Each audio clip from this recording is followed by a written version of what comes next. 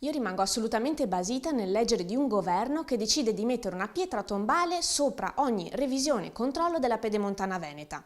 Non si può avere due facce in questa maniera, perché da una parte il Movimento 5 Stelle dimostra di poterla raccontare soltanto per riuscire a ricevere voti per poi rinnegarsi senza alcuna remora. E dall'altra parte la Lega invece dimostra di voler promuovere e sostenere un modello a livello italiano della pedemontana di una superstrada, attenzione, non un'autostrada, che in pedaggi ci verrà a costare il doppio rispetto alla 4 e farà entrare 12 miliardi nelle casse di un privato che non si assume nemmeno il rischio di impresa.